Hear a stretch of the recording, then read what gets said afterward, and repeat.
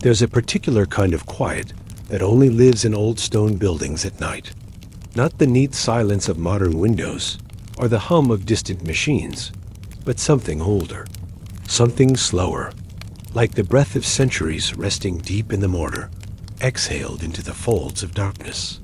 If you listen closely, you might hear it, the groan of timber too old to complain anymore, the hush of stone that once pressed against cloaks and sandals and whispered prayers, a wind that doesn't rattle, just passes through, like it remembers the way. Some nights, the air might have smelled of damp limestone, others of beeswax and burnt incense, or vellum and old coal smoke, traces of lives you'll never meet, but can almost feel. Tonight, we're not chasing battles or kings. We're stepping into the quiet corners of the past, a medieval monastery, a place where sleep didn't come easily, and when it did, it came wrapped in rough wool and colder prayers. And somewhere in those halls, one small figure moved softly, a candle boy, cloaked not in glory, but in flickering light. This is deep history for sleepers. You don't need to remember anything. You're safe here. Just rest. Listen. Let your thoughts drift along flagstone halls, beneath arched beams older than memory. And before we begin, tell me, if you will, not loudly, just quietly in the comments, what country are you listening from tonight? It's a small thing, but I'd love to know where this story is being dreamt. Now close your eyes, or let them soften, and come with me. We begin, as many forgotten histories do, with the morning. When morning meant more darkness, the sun, in the medieval monastery, was more suggestion than presence. Its rising meant the bells tolled for matins, yes, but the sun itself rarely reached into the heart of the stone building. The abbey was built thick and low, with narrow windows, sometimes stained, sometimes shuttered, filtering what little light could crawl through the misty mornings of England or France or the Rhine Valley. Even summer mornings were dim, and in winter it might feel like dawn never truly came. You might imagine a candle boy waking in the soft gold of morning. But no, he woke in dark, sometimes hours before the sun had even considered rising. His sleep was broken by a bell, heavy, iron-toned, shaking the silence with its ancient voice. This was not the peal of celebration, but the toll of discipline. The hour of matins called the monks from their dreams into their prayers, and the candle boy was already needed. He did not sleep in the same warmth or quiet as the monks. Often, he slept in the outer dormitory, colder, closer to the outer wall, where drafty air crept through the stone, and the warmth of bodies was few. He slept with others like him, lay assistants, young novices, a few who hadn't yet taken vows. His mattress was a sack of straw. His blanket was coarse wool. Some nights, the chill seemed to coil in his lungs like smoke. And so he rose, quietly. He was not allowed to speak unless spoken to, nor to run, nor to dawdle. Silence was not just encouraged, it was enforced. A candle boy moved like smoke, like breath, like a shadow carrying flame. He dressed quickly in the early dark, a simple tunic of faded brown, and if it was winter, a heavier overcloak that smelled faintly of old tallow. His feet, if he was lucky, were wrapped in linen strips before stepping into wooden clogs. The stone floors would be cold enough to make teeth ache. Then came the task. The candles had to be lit. There were dozens of them, sometimes hundreds, in the main church, the side chapels, the refectory, the cloistered halls. Not all burned at once, but those needed for matins had to be ready before the monks arrived. The great hall itself, the nave, was too vast to light fully, but certain altars and corners were always bathed in flicker.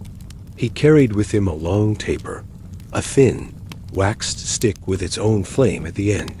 It was his only tool, and his only burden.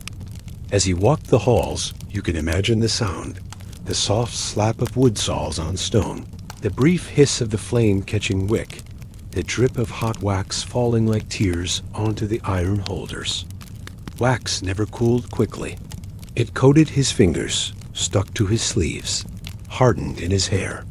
Even after a wash, which was rare, the scent of melted tallow clung to him. Some of the older candle boys developed small, hairless burns on their wrists. Not from accidents, but from the slow repetition passing their hands near flame. No one noticed, or if they did, they called it holy work. Lighting each candle was a ritual. You had to bow slightly, keep the flame steady, watch the smoke. In some monasteries, candles were aligned with relics, with icons, with saints whose bones rested silently beneath altars. A careless flame was an insult to the divine. If a candle guttered out during the prayers, it could be seen as a sign. A bad one. There was pressure, even for someone so small. And so the candle boy worked quickly, but gently. He passed from chapel to chapel like a thought, like the memory of warmth in a cold room. His own prayers were not spoken aloud, but sometimes in the hush of early dawn, he would mouth the Latin words he heard so often, not understanding all of them, but knowing the rhythm. Domini, labia me aperis. O Lord, open my lips. By the time the monks arrived, robed and slow-moving in the half-light, the work had already been done. Their footsteps echoed in the stone. Their chants began like waves on a shore. The candle boy stepped back into shadow. In theory, he was invisible. In practice, the wax drips on his tunic betrayed him every time. Later that morning, long after matins had faded into lauds, and lauds into prime, he might be called to clean the holders, to replace candles, to trim the wicks with blackened scissors. There was no end to fire in a monastery. It was always needed, always burning, always running out. And no matter how carefully he tried, he would find wax again, in the folds of his sleeve, in the bend of his elbow, once even inside a crust of bread left out too near the work table.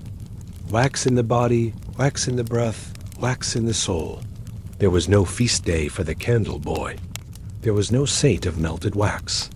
But still, he lit the flame.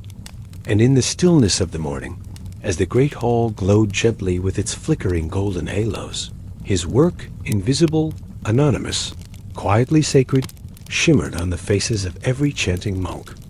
Wax in the walls, wax in the bones. The thing about wax is that it never entirely disappears. It softens, it pools, it hardens again. It finds corners to hide in, and glows quietly when fire comes back to claim it. In a monastery, especially in the cold months, wax was not just a material, it was a memory. It lived in the crevices of the chapel stones, hardened between the floor tiles, curled like pale bark at the base of iron candlesticks. Over time, wax became part of the monastery itself, a second skin over sacred space. If you had walked barefoot through the choir stalls in the quietest hour of night, you might have felt it under your toes, that faint, uneven smoothness left by decades of dripping flame. For the candle boy, wax was never only a substance. It was a presence.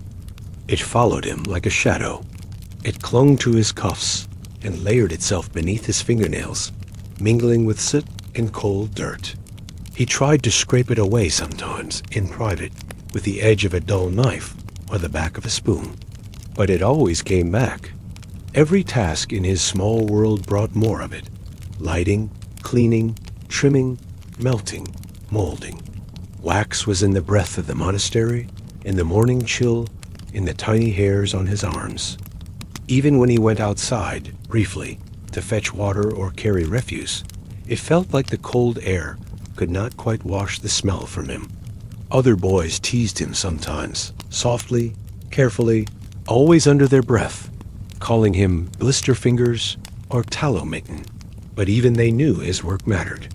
And even they knew not to laugh when he burned himself.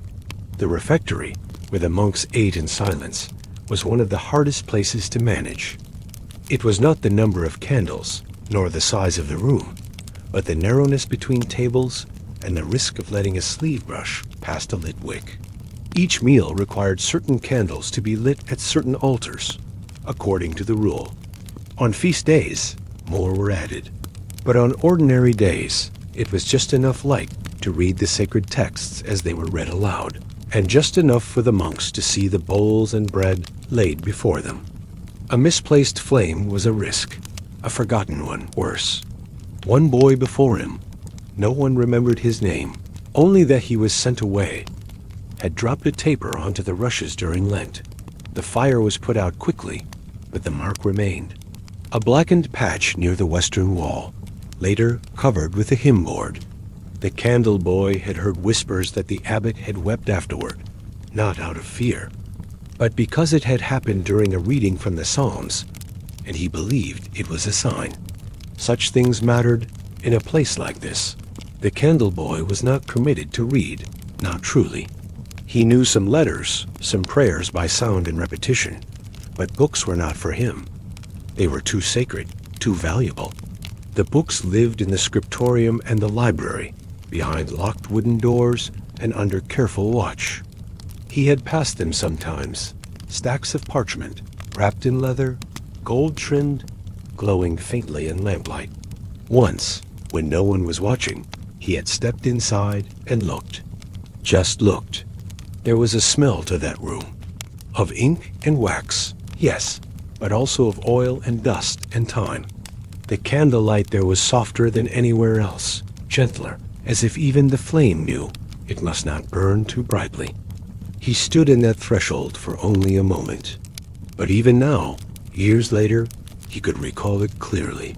The hush, the warmth, the unspoken warning that he had lingered too long. Back in his own world, the wax needed constant tending. Each candle had a life. Some were tall, clean, fresh, given pride of place near the choir. Others were old, burned low, warped from years of uneven melting. It was not uncommon to remelt stubs and mold them into new candles. This was a task for the quietest hours, late afternoon or after Compline, when the world inside the monastery settled into its slow, cold rhythm of night. The candle room was a small, half-subterranean chamber with soot-streaked walls and a faint trace of sweetness in the air. In it stood a wide iron basin for melting, and shelves of cooled molds waiting to be filled. He worked alone mostly, sometimes with an older novice. The wax, once melted, had to be poured carefully. Too fast, and it cracked. Too slow, and it rippled. He would twist the wicks by hand, dipping, waiting, dipping again. Each candle was layered like memory. 10, 12, even 20 dips. He lost count sometimes and started again. Sometimes he wondered if the monks saw him, really saw him, or if they only saw the result of his work. A steady flame, a silent corner, a small body passing through smoke. Once, during Vespers, a monk caught his eye, just for a second, and nodded. It was not a smile, but it was something. The seasons passed in flickers. In summer, the candles were fewer. More daylight meant fewer hours in need of flame. But even then, shadow dwelled in the cloistered corners.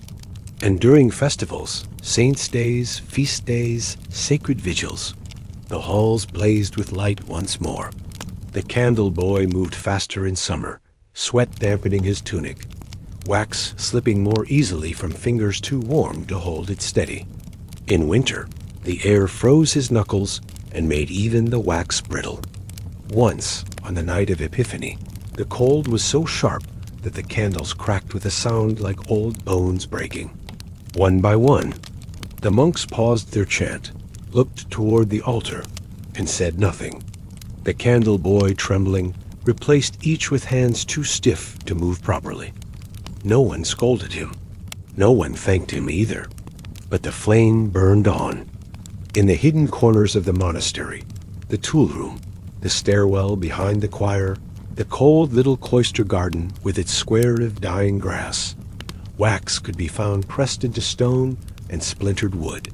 Children once left bits there, softened by warmth, and thumbed into strange little shapes. A crude lamb, a star, a flame. Perhaps they were gestures of devotion. Or maybe they were just the work of hands, always holding something too hot to keep. He did not speak of his burns. He did not complain about the blisters, or the stiffness, or the nights where sleep never came because the scent of smoke clung too close to his lungs. In the silence of his work, he found something like rhythm. Not peace, exactly, but purpose. The monks taught that fire was holy, that flame was a metaphor for spirit, that Christ was the light, and the light was life. But the candle boy also knew that fire was wax in the eye. It was black on the walls. It was heat on raw skin, and the slow ache of carrying a taper into wind that always threatened to take it away. Still, each morning, he lit them, and each night, he watched them fade, one by one, into the dark. Cold hands and sacred silence. Not all hours in the monastery were counted by bells. Some were measured in breath, in the white puff of it rising in the morning, in the long sigh let out after Compline, in the shallow gasp when cold fingers met warm wax. For the candle boy, time passed not in great gestures, but in repetitions. The same steps, the same tasks, the same muted corridors. And in that rhythm, he came to know the sacredness of silence, not as something empty, but as something full of echoes, of quiet prayers, of thoughts left unfinished. There was a silence between the bells, between the footsteps of monks, between the scrape of spoon against wooden bowl. In that silence, a candle flame could be heard, not loudly, but in a kind of soft popping, like the hush of snowfall against a window pane. It was a sound he came to love, even if he never admitted it. That tiny flicker, that pulse of life on the wick, felt closer to him than many voices ever had. His days rarely changed, but the weather did. Rain made the stone floors slick, and the air inside the monastery thick with damp. Snow turned the cloister garden into a narrow world of white and hush. Summer brought flies and the constant dull buzz of heat trapped beneath the vaulted ceilings. And through it all, wax moved differently. In cold, it cracked. In heat, it drooped. And he, small and steady, adjusted to it all. He never fully dried, that boy. Not in winter. His cloak remained damp at the hem, his sleeves stiff with cooled wax, his shoes always slightly darkened from the puddles in the outer corridor. Sometimes at night, he would wrap a blanket around his shoulders and sit near the fire pit in the workers' chamber, just to feel warmth again, even though he wasn't really supposed to be there. A brother once found him there, curled up like a faded moth near a candle stand. But instead of scolding, the man simply nodded, sat beside him, and said nothing. They watched the fire together. That moment stayed with him longer than most. The church, when empty, had its own presence, something bigger than space, heavier than air.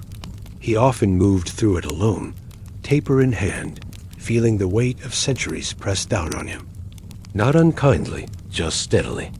The wooden choir stalls, polished from years of robes brushing past, creaked under their own memory. Statues of saints watched in frozen vigil, their painted eyes cracked and faded. He sometimes imagined them blinking when he turned away. At night, when the final prayers were whispered and the lights dimmed, he walked the halls once more. It was not always required, but often the final watch fell to him, to check that candles were fully out, that no smoke lingered too long, that nothing smoldered. Fire was sacred, yes, but it was feared too. One ember left to drift could mean destruction. And so he moved slowly, with the caution of someone who had seen how quickly wax caught fire. He touched the base of each holder, feeling for heat. He leaned close to sniff for smoke. He pressed a palm to the stone near each chapel door, grounding himself in its cold. Sometimes he would pause near the great cross at the altar and simply look, not to pray, though maybe it was a kind of prayer, but to feel the stillness of it. There, in that vast chamber, with the world folded around him and the stars turning somewhere above the roof. He felt small in a way that was not frightening, just true. The candle boy did not speak unless addressed. It had been drilled into him from the start. Silence was the rule. But inside his head, his thoughts moved like wind through trees. He imagined things, places beyond the wall, words he did not yet know. He had once asked a brother what the stars were made of, and the man had answered softly, light. That answer had satisfied him for years. He thought about that word often, light. It was what he carried, day after day, what he created, wick by wick. And yet, it was also what he lacked most. He was not treated cruelly, but kindness, like warmth, was rationed. Rare, quiet. When it came in small forms. A nod, a shared crust of bread, a moment near the fire. But those were the things he remembered most. One morning, near the Feast of St. Martin, the candle cart collapsed. It was an old wooden trolley used to carry fresh candles from the workroom to the church. The wheels had long been loose, and that day, one snapped. Dozens of candles spilled across the corridor. Some cracked. Some rolled into corners he couldn't reach. For a moment, he just stood there, staring. He expected a scolding, a punishment. But instead, a monk passing by bent down beside him. Together, they began picking them up, wordlessly. And when they were finished, the monk said only, "We will mend the wheel tomorrow." Nothing more. It was one of the few conversations he had that month. That was the way of it. Quiet service, quiet presence, quiet care. The monks did not often show affection, but they noticed. And in a place where every act was for God, even the smallest task, lighting a candle, trimming a wick, catching a drip before it stained the altar cloth, was considered sacred. Sometimes in his dreams, the candle boy imagined a cathedral made entirely of flame, not burning, but glowing, soft, steady, golden. A place where no wax melted, no wick smoked, no hands burned, just endless light, warm and still. He did not tell anyone of that dream, but it followed him, quietly, like a second soul. In the daylight, there were always more tasks. Scrubbing soot from the holders, carrying spent stubs to the melting basin, pouring fresh molds. Sometimes he was sent to collect beeswax from the apiary on the edge of the grounds. That was a rare treat, to walk outside, past the hedge, to smell the open fields. The air was different there, freer, lighter, and the scent of beeswax was sweeter than tallow, golden and warm. He would return with it carefully bundled in cloth, handed to the brother in charge. And for a moment, he felt needed, not just useful, but trusted. And that made all the difference. The candle boy was growing. He noticed it in the way his tunic pinched, in the weight of the taper staff in his hand. One day, he would be too old for this task. Another would take his place. He did not know if he would become a monk, or if he would leave the monastery altogether.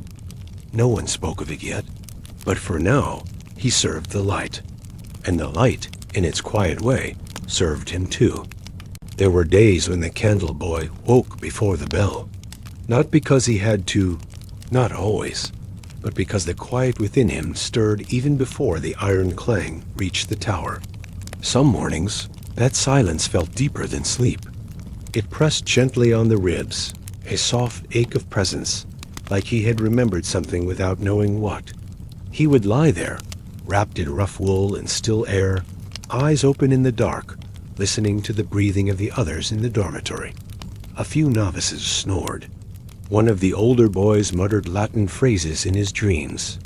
The wind outside sometimes whistled through the arrow slits like an unseen choir, far away. There was a rhythm to this life. Wake, dress, light, watch, wait. It did not change because the sun rose, or because the seasons turned.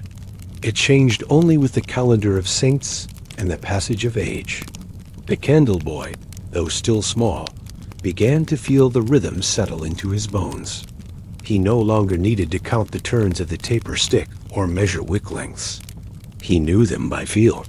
Knew, too, which candles burned faster than others, which holders tilted slightly, which altars needed more tending. The wax, once a stranger, had become a language. His fingers bore that language. Thin calluses on the fingertips, a fine sheen of soot under his nails that never fully left. In the pale light of morning, his hands looked older than the rest of him, like hands borrowed from a man long gone. He often tucked them into his sleeves, not from shame, but from habit. It kept the wax warm, made it easier to mold, and it helped him think. Sometimes, in the lull between tasks, he would sit by the windowsill of the passageway that looked toward the east garden.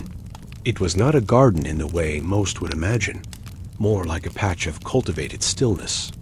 Grasses, some herbs, a fig tree barely holding on. He liked the way the light changed there. Even on cloudy days, it seemed to catch something soft and rare in that spot, a gray-gold shimmer that fell across the stone wall like a secret. He would rest there, taper unlit, watching the shadows move. And in those moments, he felt not happy, exactly, but steady, rooted. The abbey was its own world. Outside it, wars were fought, lords argued, fields were plowed, ships came and went. But within these walls, time was measured in prayers and wax. Fire was both tool and symbol. It illuminated scripture and burned in memory. The monks often spoke of divine fire, the kind that did not destroy, like the burning bush or the tongues of flame at Pentecost. But the candle boy knew other fires, the kind that singed hair, that blackened sleeves, that smoked when the tallow was too thick. He knew the weight of carrying fire, not as metaphor, but as daily truth. He also knew when to keep a secret. One day, while checking the votive candles near the reliquary, he saw something strange. A small mark beneath the altar rail, hidden in the shadow of the corner. At first, he thought it was soot, but when he looked closer, it was a symbol carved faintly into the wood. A circle, a line, a kind of cross, but not like the ones the monks used. He said nothing, only traced it with one finger, then pulled away. Some marks are best left unspoken. That evening, he lit the candles there more carefully than usual, one extra for safety, or for respect. He had come to know the stories the monks told, the lives of the saints, the miracles, the great sufferings. He listened, always. He knew the tale of the brother who had prayed for 9 days straight, or the scribe who had copied all 4 Gospels without a single error, or the pilgrim who died with a candle still burning in his hand. But he had begun to wonder, quietly, about the stories that were not told. The monks never spoke of the candle boys from before. He sometimes found old burn marks, old wax stains, evidence of others, but no names, no mentions, as though the light mattered, but those who carried it did not. Still, he kept on. Once a month, sometimes more, the abbot walked the halls late at night. The candle boy saw him rarely, but once, on a feast night, their paths crossed. He had just finished trimming the altar lights when he turned and nearly bumped into the abbot. The man looked at him, eyes deep and unreadable.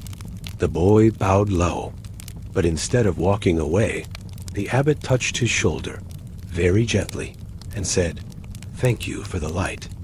The boy said nothing, but the warmth of those words carried him through many cold mornings. Wax became not just a burden, but a kind of memory. Each new candle molded carried something of the last. The bits reused, the scraps blended, a history melted, poured, and shaped again. It reminded him of the Psalms, the same lines repeated, sung by different voices, but always returning to the same refrain. By now, he could recognize each candle's voice. Some flared brightly, almost proudly. Others flickered nervously. Some burned with a long, silent strength, steady as stone. And some, a rare few, would not burn at all, no matter how carefully he trimmed the wick. He did not blame them. Some flames did not wish to be born. The rules of the monastery governed all things, even flame. How many candles at each altar? Which ones must be lit first? When to extinguish? Where to store? He had memorized it all. Not because he was told to, but because he lived it. The rules had become part of him, etched into muscle and thought. He sometimes found himself repeating them in his sleep. The other boys came and went. Some rose to novitiate. Some left for other duties. A few, like him, stayed in the margins, quiet servants to the sacred pattern. He did not resent them, but he did feel at times like a shadow stitched into the stone, visible only when the light slanted just right. One day, deep in winter, a storm knocked a shutter loose in the upper chapel.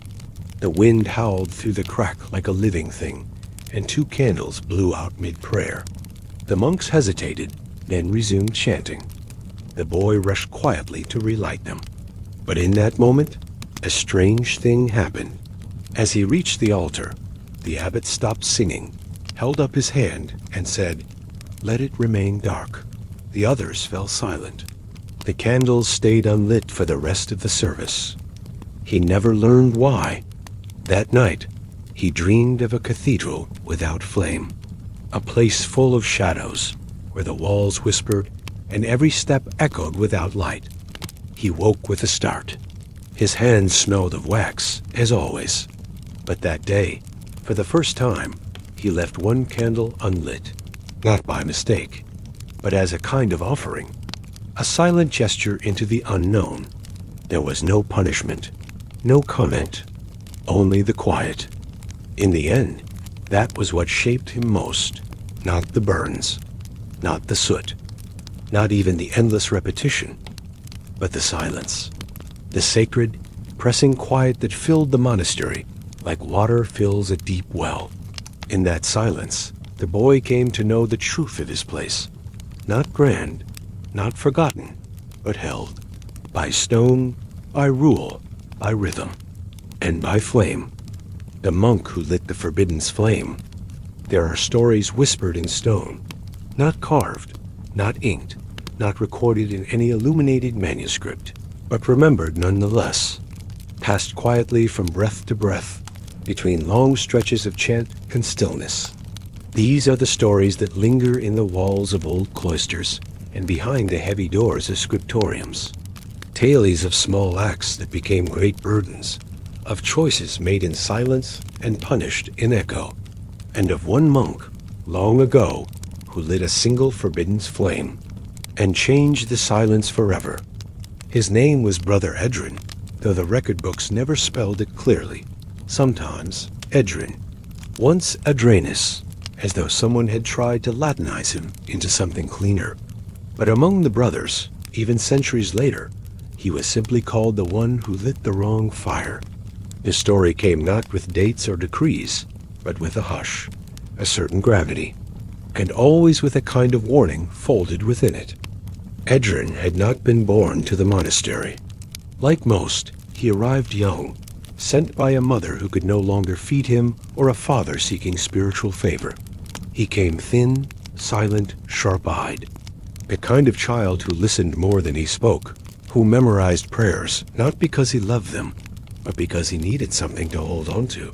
In the early years, he tended bees, carried buckets of spring water, pressed flowers into drying sheets for medicinal use. His hands were always moving. He rarely looked up.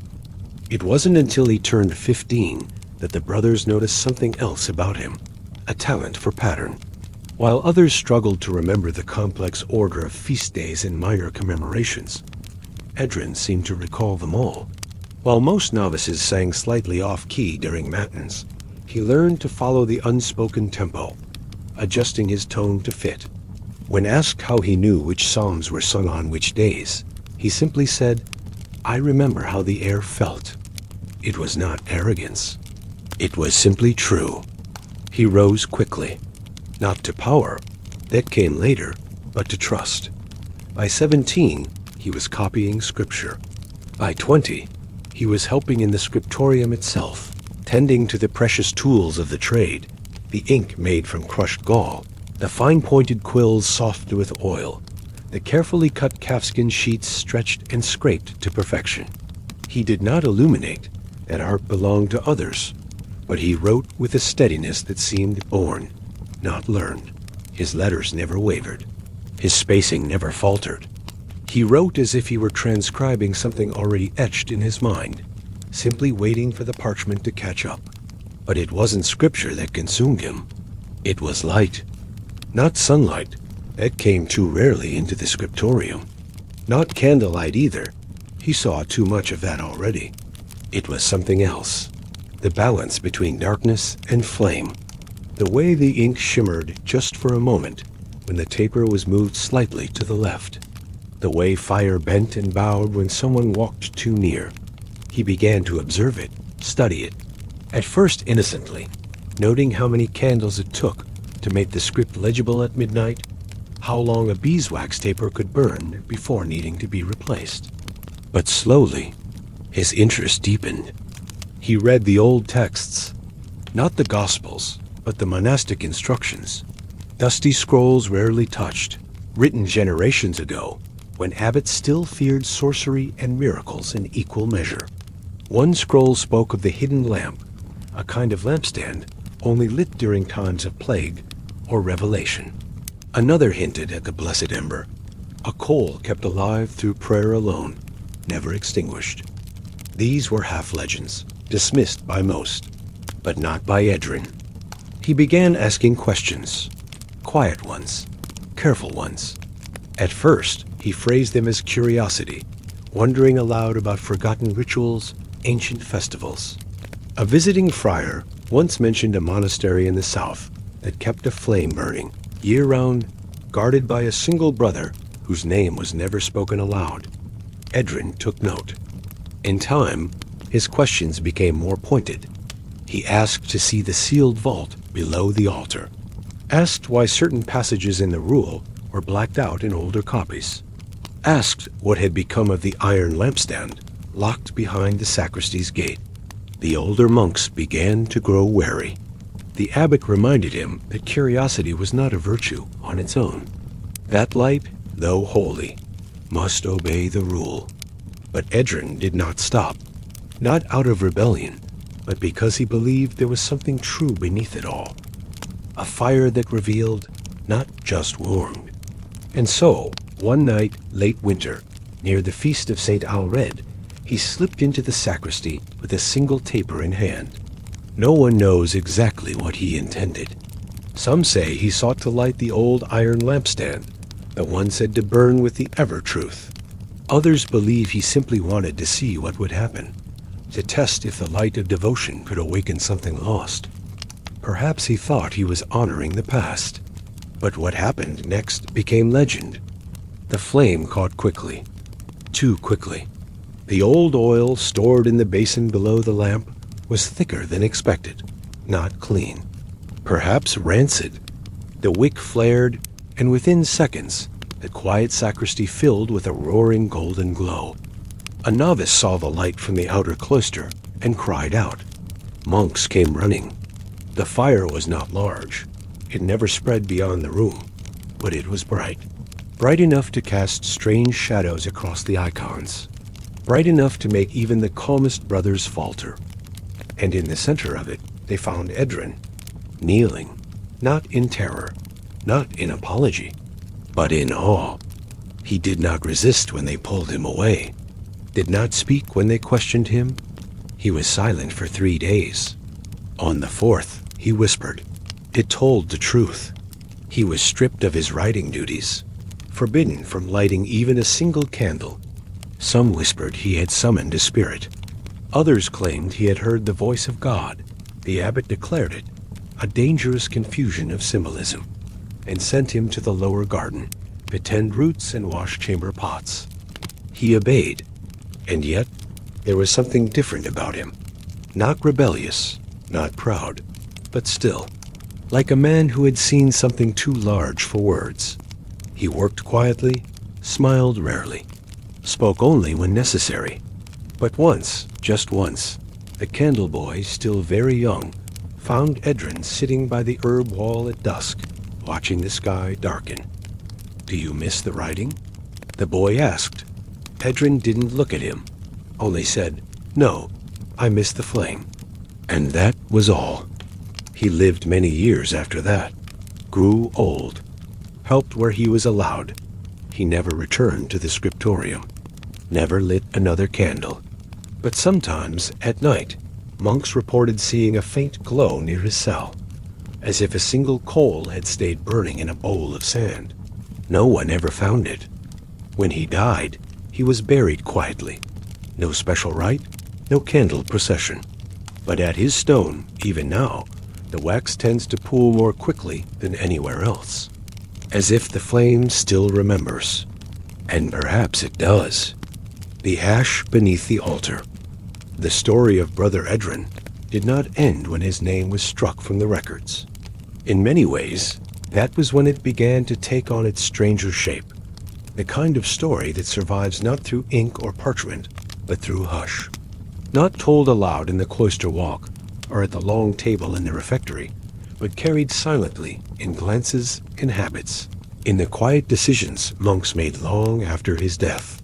There are places where memory lives outside of language, in how a candle is placed, how a corridor is avoided, how a certain stone is never quite stepped on. In the monastery where Edrin once served, the flame he lit continued to glow, not as fire, but as caution. It is not easy to erase someone from a sacred space. Not fully. You can remove their name from the ledger, reassign their duties, even rebind the manuscripts they once copied. But if that person once lit a light that others feared, their presence remains, especially when the stone itself once held heat from their fire. Edrin's flame, brief though it was, had licked at something beneath the surface of the monastery. Not stone, not wood, but belief. The kind of belief too strong to name, too quiet to extinguish. After the fire in the sacristy, changes were made. The old iron lampstand, blackened and pitted, was sealed behind a wooden screen. Not destroyed, that would have drawn attention, but hidden, locked, silenced. The room itself was cleaned, repainted. The oil stain on the floor was scrubbed with lye and lime. The walls were rewashed with chalk.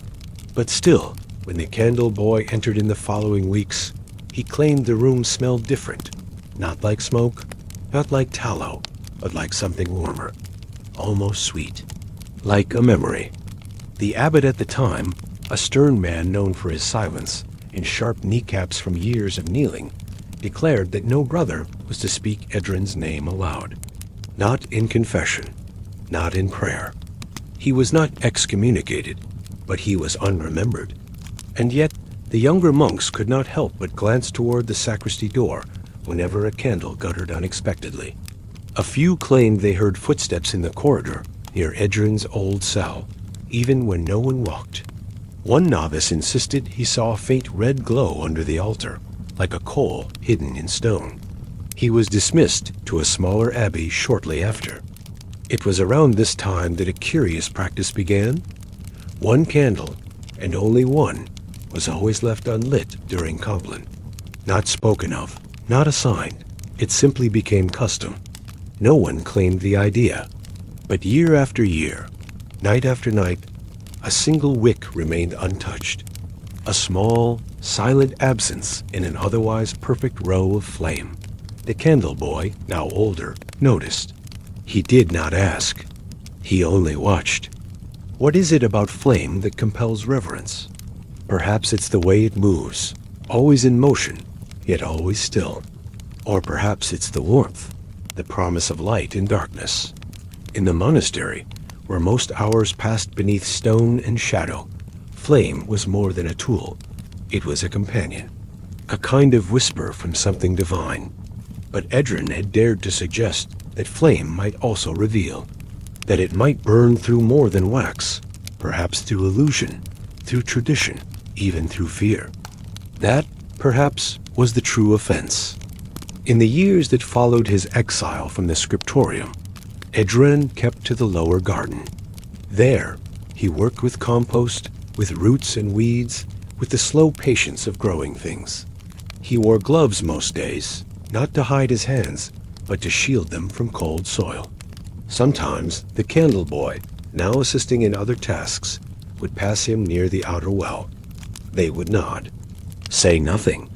But once, as the boy struggled to lift the water pail, Edren stepped in, gripped the rope, and hoisted it without a word. His strength surprised the boy. His silence did not.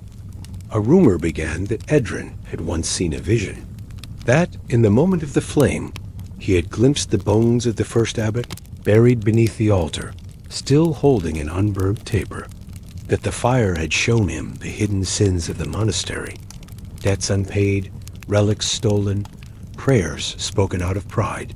No one could say where the rumor began, but it passed in whispers, often at night, when wind shook the shutters and candles danced too brightly. The abbot never addressed it. The monks never confirmed or denied. But one winter, the candle boy was told to assist with cleaning the stone beneath the altar. A rare and delicate task. It was usually assigned only to senior monks. But the boy was precise, quiet, respectful, and perhaps they thought he was old enough. He brought a small cloth, a bowl of warmed wine, and a taper for light.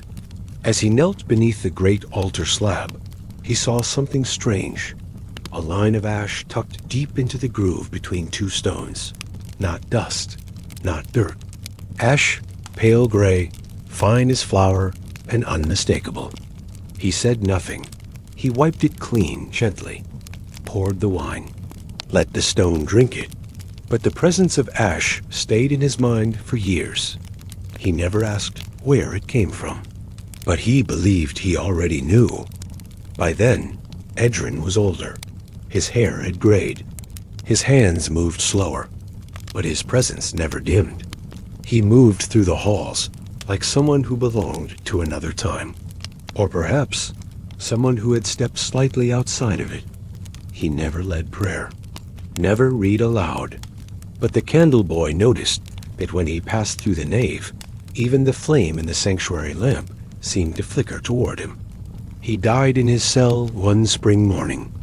Alone, as most monks do, there was no scandal, no sign. His heart had simply slowed, then stopped. But when the bell rang to mark his passing, the monks gathered in silence. The abbot, a different one now, gentler, quieter, gave a small homily. He did not speak Edren's name, but he said this: "Some lights are not meant to shine openly, but they burn nonetheless, and they warm us even in silence." After his burial, the candle left unlit during Compline was quietly relit. No announcement was made, but those who noticed, noticed. Years later, when the candle boy, no longer a boy, no longer carrying wax, was asked what he remembered most about Brother Edren, he answered very softly. He knew how not to look away. Sometimes, in the monastery, memory takes the form of habit. A candle placed a certain way, a moment of pause before lighting the altar, a reluctance to store oil too near the sacristy. The monks never taught the tale of Edren to novices, but those who served long enough came to feel it. The way certain corridors held a hush, the way the ash sometimes returned in the spring. There is a phrase in the rule, rarely quoted, that says, "What is hidden may yet illumine." No one can say for certain whether that was what Edren believed, but it is perhaps what he lived, and though his flame was forbidden, it was never truly extinguished. The rule and the silence. To understand why Edren's flame lingered so deeply, so quietly, in the bones of the monastery, you must understand the rule, not just the pages, though the rule of Saint Benedict was indeed copied and revered, but the deeper rhythm beneath it, the way a monk's life was shaped not by will, but by repetition, by the turning of hours, the singing of psalms, the kneeling, the silence. A monk's world was measured not in events, but in patterns. like a wheel that turned in place for decades, etching the same path, slowly polishing the stone beneath it. And yet, even in such a rhythm, small deviations echo loudly, like a dropped candle in a quiet hallway, or a voice raised slightly above chant, or a flame lit when no flame should be. The rule, capital R, governed every moment of a monk's day, from how he tied his belt, to the way he greeted others, to how many figs he might receive in Lent. The rule taught that humility was not a posture, but a series of steps. That silence was not merely abstaining from speech, but learning how to listen to God through stillness. That obedience was not blind, but total, and that the monastery was not a building, but a ladder, leading upward only through downward motion. To go high, one must first descend. This is what made Idrin's act, so small, so brief, feel so large. He had not broken the rule with loud defiance or open rebellion. He had merely asked too many questions, stared too long at the sacred flame, lit a wick that had been left cold on purpose. And yet, for all its subtlety, his action sent vibrations through the entire structure, like a tremor beneath a cathedral. Not enough to shatter it, but enough to make it sway. There were monks who understood this instinctively, who saw what Edrin had done not as heresy, but as hunger. The hunger that comes when one has lived for years in obedience, and begins to feel the line between form and spirit stretched thin. It is one thing to pray the hours, to recite psalms until they fill the corridors of the mind. It is another to feel them, burning inside the chest. Some monks feared Edrin's flame, not because it threatened their faith, but because it stirred it, woke it, reignited questions they had pressed down long ago. There was one such monk, older, lean, and quiet, known to most as Brother Arvo. He had been in the abbey when Edrin was still a novice, had watched him grow, had corrected his Latin once, and received a nod of thanks so sincere it stayed with him for days. Arvo had never spoken publicly about the fire, but he kept a notebook, small, wrapped in leather, where he wrote only one sentence each week, always in Latin, always in the same hand. Years later, long after Edrin's death, Brother Arvo wrote this: Ardet sed non consumitur. It burns, but is not consumed. The same words inscribed above the burning bush in Exodus. He did not say this was about Edrin, but those who knew him believed otherwise. In the years that followed, the abbey did not erase the incident. It folded it into itself. It let the silence absorb it, the way soft snow absorbs a footprint. Not disappearing, but changing shape. The sacristy was repainted once more. The candles were realigned. A small shelf that had once held flammable oils was replaced with cool stone. But the memory lingered. So too did a curious habit, one that arose years after Edrin was gone. A new novice arrived, quiet, bookish, unremarkable in most ways. But in his third month, he was caught drawing something into the wax of a candle with the point of a pin. It was a circle, not a face, not a sigil, just a simple circle. When asked why he did it, he only shrugged and said, "It seemed right." He was corrected, gently, but the practice spread. Other novices began marking their candles, some with dots, some with lines, all subtle, all quiet. The abbots allowed it, provided it did not interfere with the rule. But older monks whispered that Edrin had started the same way, not with flame, but with attention, the noticing, the pausing, the refusal to take wax and fire as merely functional. It is hard to know how the rule tolerates such things. It depends on the abbot, on the year, on the mood of the times. In some decades, the monastery bent like willow, accepting small changes, even welcoming them. In others, it stiffened into granite, punishing deviation with silence or exile. But always, beneath it, the same hum, obedience. Obedience not just to the rule, but to the idea that the rule itself is sacred. And yet, Perhaps even the rule must bend to the truth of flame. For what is obedience, if not a fire kept alive in the chest? And what is prayer, if not the quiet offering of heat and breath to something unseen? One winter, many years after Edrin's death, a novice recorded a strange vision during his nightly examen. It was snowing. Cold air curled beneath the cloister doors, and in the dark between lauds and matins, he claimed he saw a figure, kneeling at the altar, back bowed, a candle before him, unlit. The novice did not cry out, he only watched. And when he blinked, the figure was gone. He told no one, but he left that night's page in his journal unsigned. Over time, the monks stopped asking who Edrin had been, but they remembered the way the rule changed after him. Slightly, gently, like a breath caught before speaking. One line in the copied texts, once scratched out, was left visible in newer copies. There are some who burn, not to destroy, but to reveal. No one claimed to restore it. It simply reappeared. Perhaps someone remembered. Perhaps the rule itself did. What flame remembers? The monastery outlived all of them, as monasteries often do. The stone walls thickened with moss and memory, the tiles slowly replaced over the decades, the bells continuing their unhurried call through centuries. Generations of monks came and went like weather.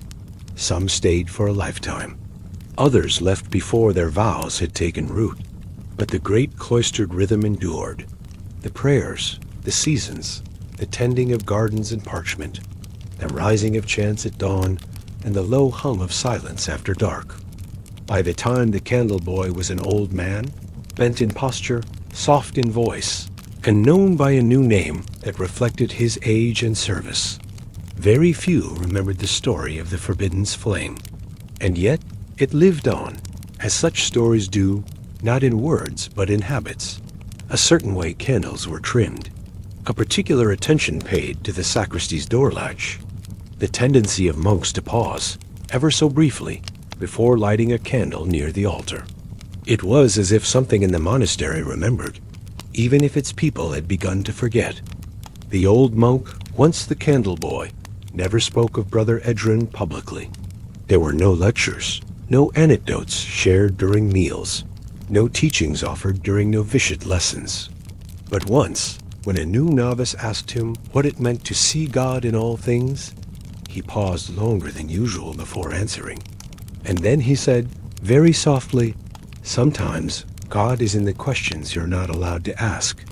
It was the kind of answer a novice might carry for a lifetime. Outside, the world changed. Wars came and went. Books were printed in towns far from the monastery walls. Candles were replaced, eventually, by small oil lamps, and later still by wires strung through the old stone like vines of light. The monastery allowed it, reluctantly. Illumination was necessary for reading. But even as the lights changed, the candles remained, for ritual, for beauty, for the softness of flame, and perhaps, too, for memory.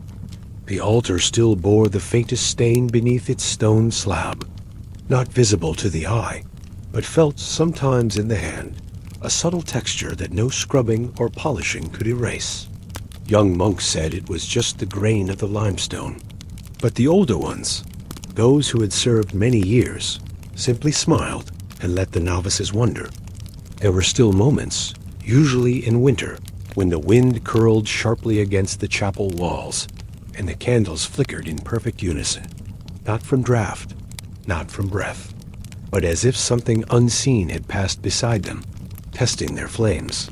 In those moments, the old monk, who rarely stood without help, would look up and give the slightest nod, as if greeting an old friend. One day, the old monk was found seated in the scriptorium, head bowed, fingers still resting on the corner of a page. He had been reviewing a Psalter manuscript, gently turning the fragile vellum, when his heart had slowed and simply stopped. His face was peaceful. The candle beside him, tall, white, steady, had burned all the way down without tipping. leaving a perfect circle of wax around its base. When the younger monks came in and found him, they did not cry out. They simply knelt and waited for the bell. Later, when they prepared his cell for burial, they found only one object of note among his personal things. Tucked into a drawer was a small piece of parchment. On it, written in a hand both elegant and slow, was a single phrase in Latin: In lucem ignis, veritas mane. In the light of fire, truth remains. The phrase was unfamiliar to most, but one of the senior brothers recognized the handwriting. It was the same hand that had once copied the rule, day after day, candle after candle. It was Edrin's hand. No one knew how the old monk had come to possess it. Perhaps he had kept it from the start. Perhaps it had found its way to him over time. But in that moment, it no longer mattered. What mattered was that the flame had not vanished. It had passed from wick to wick, from memory to memory, even if no one spoke its name aloud. At the old monk's funeral, the abbot, younger than the man being buried, chose a curious reading. It was not from the Gospels, not even from the Psalms, but from Ecclesiasticus. The light of the body is the eye. If therefore thine eye be single, thy whole body shall be full of light. Afterward, as the monks processed through the nave, each carried a candle. One monk dropped his, not from clumsiness, but from distraction. He was looking toward the sacristy door. No one scolded him. The candle was relit. But several monks admitted later that, just for a moment, they thought they saw a second flame beside the first. No one could say if it had been real. But then, that was the nature of stories like these. You do not prove them. You live with them. Years passed. The monastery aged, and with it, the stones continued their slow, silent remembering. Moss grew in deeper layers. Birds nested higher in the beams. The rule was still read, still copied. But now, certain pages were illuminated not just with gold leaf, but with faint red and orange inks, flame colors. A novice once asked why. The illuminator, an old monk with a fading voice, only said, "Because fire belongs here too." Eventually, the name Edrin reappeared. First on a single bookmark slipped into a manuscript of the rule. Later, carved discreetly into the underside of a wooden bench in the cloister. And finally, in a list of monks who had served the monastery faithfully in silence. His name was listed last. No title, no dates, just a name. And beside it, a small symbol, a circle, barely etched, almost invisible unless you knew where to look. The monks said nothing of it, but when the candles were lit before Compline, the light always fell across that spot on the wall, the name, the circle, the memory, just long enough for someone to notice.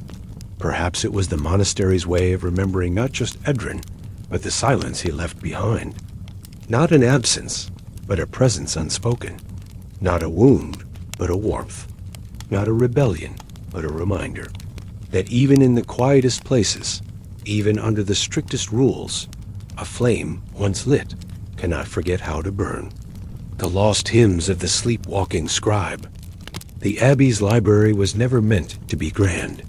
Unlike the great cathedrals of the cities, whose scriptoria boasted aisles of parchment and ceilings gilded in sacred myths, the library at this monastery was humble. It had perhaps a dozen shelves, some cracked with age, others bowed under the weight of hand-copied tomes. The air there always smelled of vellum and cold wax, and even in summer, there was a dampness to the stone that crept into the knees and ankles of anyone who lingered too long. Still, for the monks who lived their lives within the rule, it was more than a room. It was a kind of cloistered universe, one that held the weight of centuries, the hush of voices long gone, and the persistent sense that words, once written, never truly disappear. It was in this quiet, candlelit world that a strange story began to unfold. It did not begin with a fire or a crime, nor with any official announcement. It began, as many quiet mysteries do, with noticing. A monk named Garin Young, though not a novice, had been assigned to copy a set of hymns from an older breviary. These hymns were not unusual in structure or theology, but they carried a melancholy lilt, a tone that made Garin pause more than once. He would find himself humming their tunes as he walked through the cloister, the melody clinging like mist. And yet, when he searched the rest of the monastery's music for similar phrases, he found none. These hymns did not appear in any of the other books. They were unlisted in the index, and none of the older monks remembered singing them. One evening, just after Compline, Garin returned to the library to compare the breviary with a second manuscript. He lit a small candle, never the tall altar tapers, which were forbidden outside worship, and settled into the deep, whispering silence of the scriptorium. It was there, as he turned the brittle pages, that he noticed something odd. A leaf of parchment, thinner than the rest, tucked between folios. On it was a hymn he had never seen before. Its language was familiar, but the structure was strange. 8 lines, unrhymed, and with a refrain that read simply, "I walked, though I did not wake." The next morning, he brought it to the choirmaster, who frowned and traced the ink with a wrinkled finger. "Where did you find this?" the elder asked. Garin explained, and the old monk nodded slowly, almost regretfully. "There was another," he said, more to himself than to Garin. "Years ago, a brother who wrote in his sleep."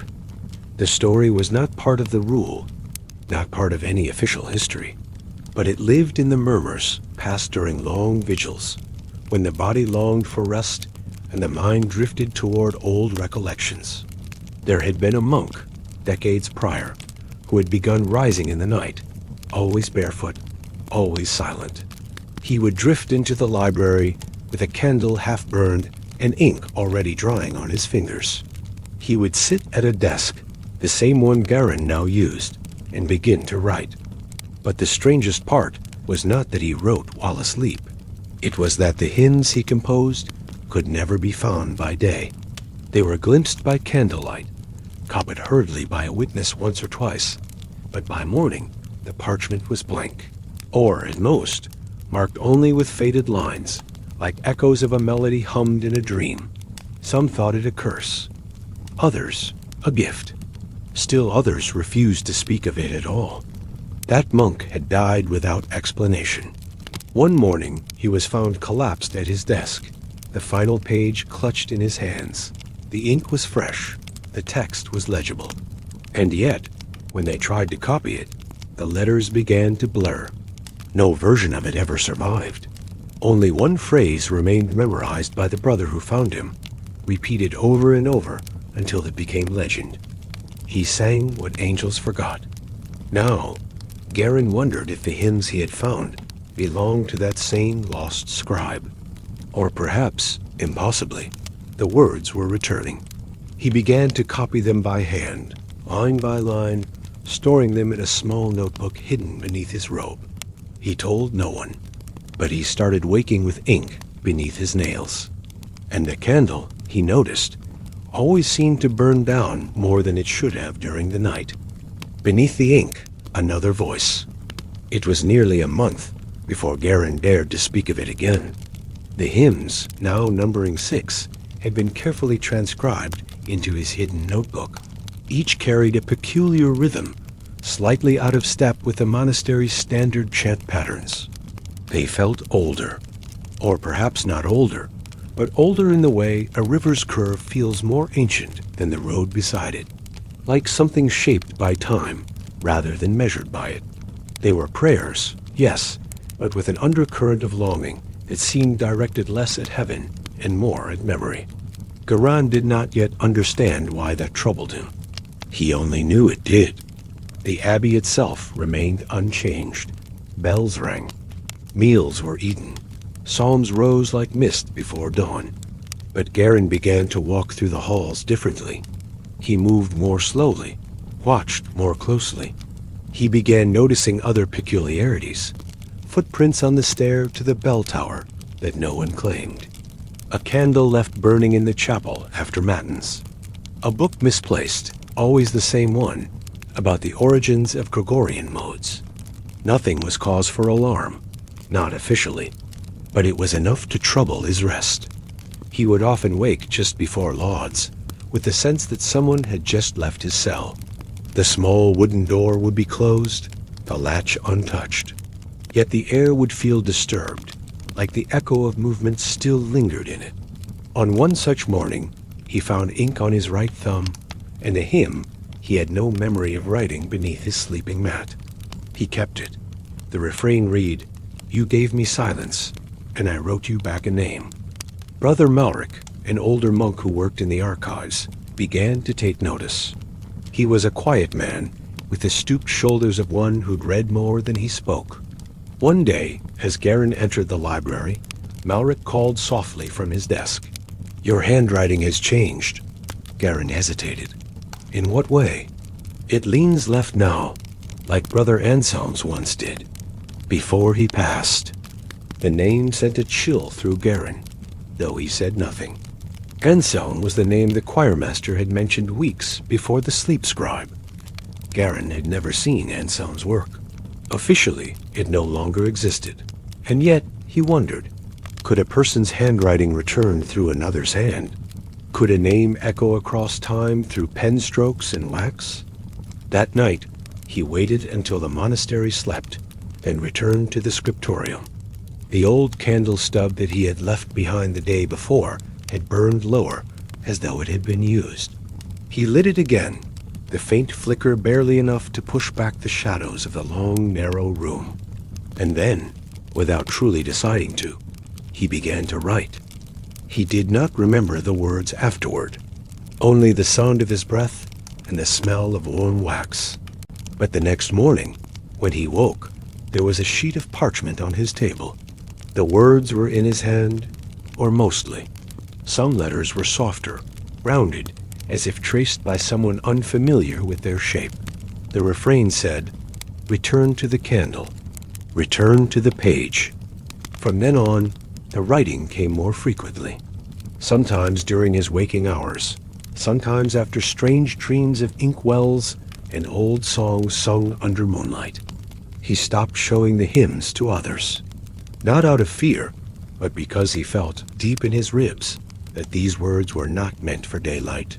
They were private liturgies, not secrets, exactly, but prayers that made more sense in silence. One morning, after a night of troubled sleep, he awoke to find his notebook missing. In its place was a different volume 1 he had never seen. It bore no title. Inside were the same hymns he thought he had written, but they were not in his hand. They had been penned by Anselm, or someone using that name.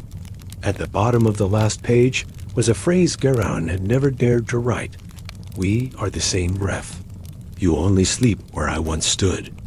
The wind through the abbey that morning carried a colder edge. Beneath the serene rhythm of the monastery's daily life, beneath the chant and the careful tending of candles and manuscripts, there lingered secrets that whispered softly through the stone corridors and cloistered gardens.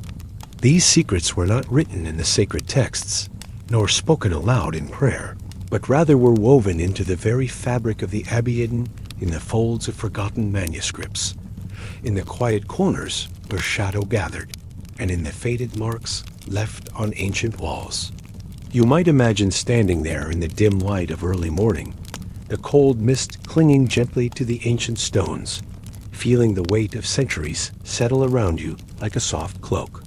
In such moments, the monastery seemed to breathe its history quietly, inviting you to listen. One of the strangest and most haunting mysteries was that of the sleepwalking scribe, a monk who seemed to live in two worlds, the waking and the dreaming, his hands writing verses not wholly his own. It was said that during the late hours of the night, when the rest of the abbey lay silent under the watchful gaze of the stars, this scribe would rise from his bed and glide through the corridors, quill in hand, as though guided by unseen forces. His pages, filled with strange symbols and half-remembered hymns, held a delicate beauty, though much was fragmented and difficult to decipher. The brothers who discovered these writings whispered of dreams and visions, of messages from realms just beyond human understanding. The missing pages only deepened the mystery. Entire sections of the Scribe's midnight writings vanished without explanation, as if plucked away by unseen hands or hidden deliberately. Some believed these lost hymns contained secrets too dangerous or profound to be revealed, while others thought they were mere fragments of a troubled mind seeking expression in sleep. The abbot himself approached the story with gentle caution, respecting the boundary between faith and the unknown, between reverence and curiosity. He allowed the scribe's writings to be kept safe, but never pressed for answers that might disturb the fragile peace of the abbey. In the dimly lit scriptorium, the air was thick with the scent of old parchment and ink, and here the monks labored over manuscripts, their faces bathed in the soft glow of candles. The scribe's desk, once a place of calm creation, had become a shrine of sorts, a testament to the strange and delicate boundary between the waking world and the realm of dreams. Each night, as shadows deepened and the abbey quieted, the scribe's quill seemed to dance with a life of its own, guided by mysteries that defied explanation. Nearby, hidden beneath layers of dust and time, archaeologists many centuries later would one day uncover fragments of the monastery's earlier foundation.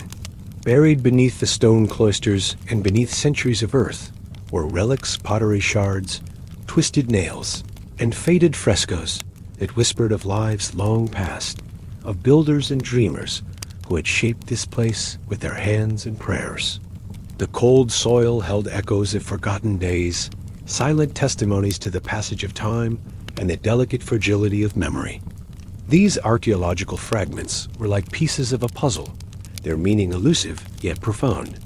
They spoke of a community that had evolved slowly, shaped by faith and hardship, by quiet devotion and sudden bursts of inspiration. The faded frescoes hinted at colors once vibrant deep blues and reds, touched with gold leaf depicting saints, angels, and scenes of sacred drama. Though time had worn them thin, their beauty remained, faint but persistent, like a whisper from the past. The monastery's archives held records of odd occurrences and unexplained happenings, carefully noted by generations of monks who balanced faith with observation. Tales of shadows that moved against the light, of strange sounds in the dead of night, and of mysterious lights flickering behind closed doors were passed down quietly.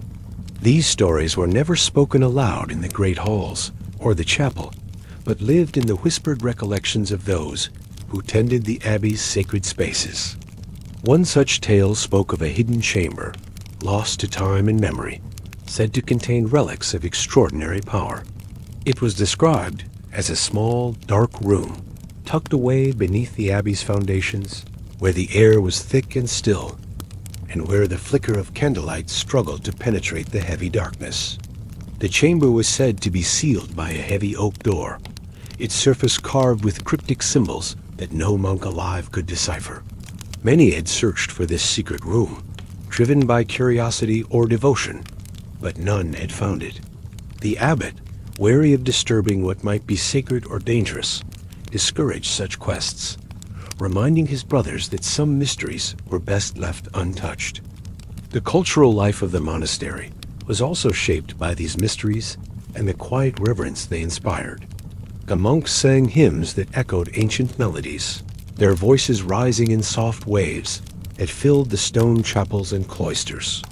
These chants carried subtle hints of old traditions, fragments of lost languages woven into the sacred words. In the cool, still air of the chapel, the music seemed to suspend time itself, drawing the listener into a space beyond the everyday. The harmonies were gentle and repetitive, like a slow breath or a soft heartbeat, designed to calm the mind and open the soul to reflection. Outside, the abbey's gardens blossomed quietly, tended with care and patience. Here, herbs and flowers grew in neat beds, their scents mingling with the damp earth and the cool morning air. The monks believed that the plants held healing properties, gifts from the earth that nurtured both body and spirit. Walking through the garden paths, one could sense a rhythm to the seasons, the slow unfolding of buds, the steady growth of leaves, the fading of petals under soft rains. This natural cycle was a silent companion to the spiritual journey within the abbey walls, a gentle reminder of life's delicate balance. In the depths of winter, when frost crept across the windows and the stone corridors grew cold and silent, the abbey's mysteries seemed to deepen. The cold mist hung heavy in the air, and the flickering candle flames cast long shadows that danced like ghosts on the walls. It was during these long, dark nights that the sleepwalking scribes' strange hymns took on a particularly haunting quality, their melodies lingering in the minds of those who heard them. The missing pages became a silent question mark, a gap in the story that invited both wonder and unease. The abbot, ever the careful guardian of faith and tradition, balanced his respect for these mysteries with a cautious pragmatism. He understood the power of stories, how they could inspire, terrify, and bind a community together. He encouraged his brothers to embrace the unknown, not as a source of fear, but as a realm of possibility, a space where the divine might touch the human in unexpected ways. At the same time, he urged restraint, reminding them that faith was not built on speculation, but on humble devotion and steadfast practice. The monastery's stone walls seemed to absorb this complex interplay of light and shadow, faith and mystery. Every carved archway, every weathered statue, held echoes of prayers whispered in the dark, of secrets kept safe through centuries. The soft drip of water in hidden cisterns, the rustle of robes in silent corridors, the distant tolling of bells, all these sounds wove together into a tapestry of quiet reverence. The abbey was a living memory, a place where past and present met in the gentle flicker of candlelight and the hushed turning of ancient pages. Archaeological discoveries centuries later would reveal more layers to this story. Beneath the monastery's foundations, excavations uncovered traces of earlier buildings, remnants of a simpler community that had long since passed away. Broken tiles, charred beams, and fragments of pottery told a tale of destruction and renewal, of lives disrupted and rebuilt. These findings reminded future generations that history was not a static monument, but a living, breathing continuum, shaped by the hands and hearts of those who came before. In the present, the monastery remained a place of quiet mystery, its secrets carefully guarded, yet never fully concealed. Visitors who wandered its cloisters felt the weight of time pressing gently upon them, a soft invitation to slow down, to listen, and to dream. The abbey's stories of sleepwalking scribes, lost hymns, hidden chambers, and shimmering gold leaf were threads in a rich tapestry that wrapped around the soul like a warm shawl. They reminded all who entered that beneath the surface of everyday life, there are depths yet to be explored, mysteries waiting patiently in the shadows. As the sun dipped low behind the hills, casting long, gentle shadows across the abbey grounds, the soft chant of monks filled the air once more. The golden light caught on the edges of the ancient manuscripts, making the gold leaf seem to glow with an inner fire. It was a light that had traveled through time, carried on the wings of faith and artistry, and it flickered still in the hearts of those who tended the monastery's sacred flame. And so, beneath the watchful gaze of the stars, the monastery held its mysteries close, a quiet sanctuary where history, faith, and wonder intertwined in an endless dance. You might find yourself here, standing in the cool shadows, breathing in the scent of old parchment and candle wax, feeling the gentle pulse of time itself. In this stillness, the stories whispered softly, inviting you to rest, to dream, and to sleep. The monks who remembered nothing. As the season turned toward winter, the monastery became quieter, the kind of quiet that's more than the absence of sound, a dense hush that wrapped around the cloisters like wool. Garin found the cold oddly comforting. It suited the strangeness that had now become part of his days. The lost hymns, the pages that vanished and reappeared, the dreams he no longer tried to explain, all of it had begun to feel like a second life humming beneath his real one. But something had changed. The other monks had grown more distracted. Some paused during their prayers, forgetting the next line. Others walked the cloisters in the wrong direction, murmuring apologies to no one in particular. One brother recited the Liturgy of the Dead during breakfast and swore he hadn't realized. When asked about it later, he could not recall doing it at all. It was as if memory itself had begun to dissolve gently, like salt in water. Garin kept notes. He wrote down what was said, who forgot what, when it happened.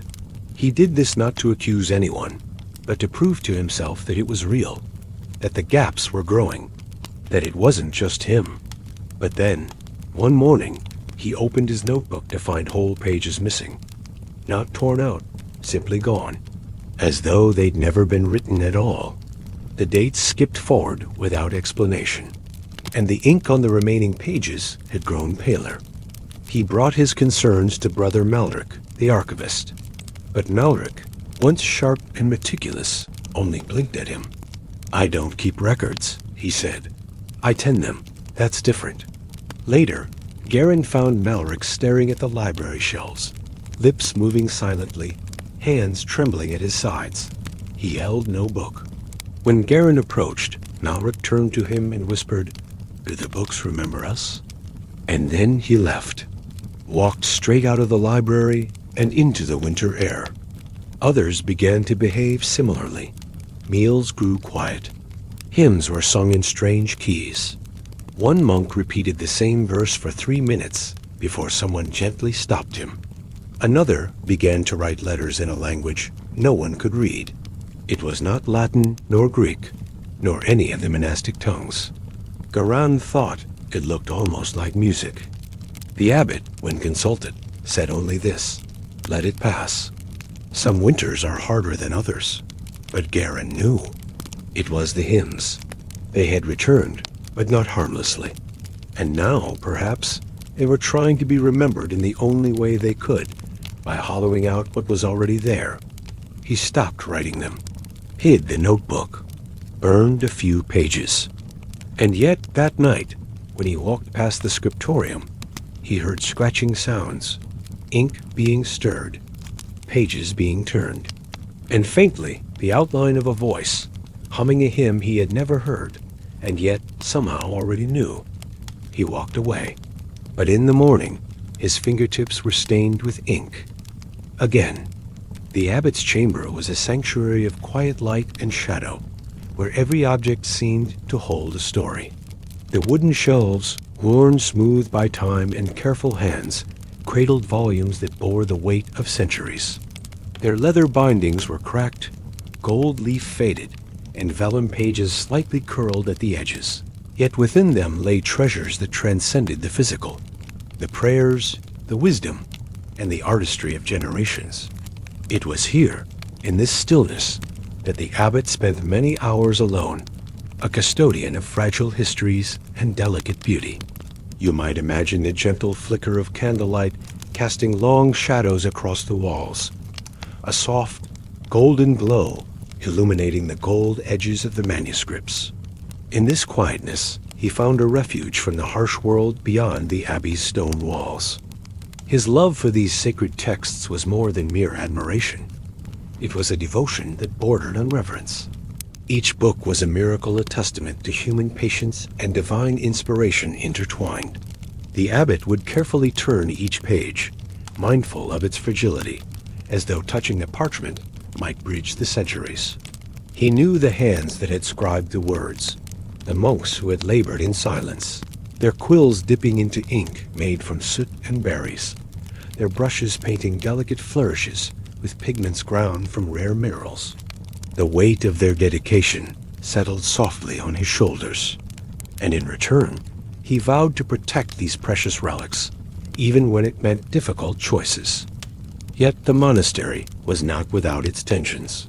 The abbot's passion for illuminated manuscripts sometimes clashed with the austere values held by other monks. Many saw the gold leaf and intricate illustrations as distractions, luxuries that detracted from the simplicity of their spiritual pursuits. The abbot understood their concerns, but held firm to his belief that beauty was a form of worship. The shimmering pages were more than decoration.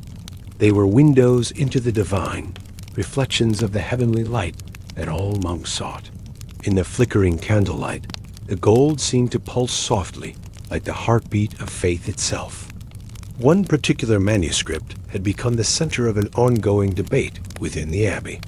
It was a newly acquired psalter, lavishly adorned with gilded initials and miniature scenes that depicted saints and angels in radiant hues. The cost had been significant, requiring the abbey to forego some much-needed repairs and supplies. Brother Eugen, the treasurer, voiced his concern with quiet pragmatism, reminding the council of their limited resources. "We must consider the needs of the many, not the desires of the few," he said, his tone measured but firm. The abbot listened patiently, acknowledging the wisdom in the words, yet his heart remained steadfast. He saw the psalter as a beacon, a source of inspiration that could uplift the entire community. The process of caring for these manuscripts was meticulous and slow. Restoration required patience and skill. The abbot often worked alongside Brother Mathis, a monk whose steady hands and deep knowledge of calligraphy made him invaluable.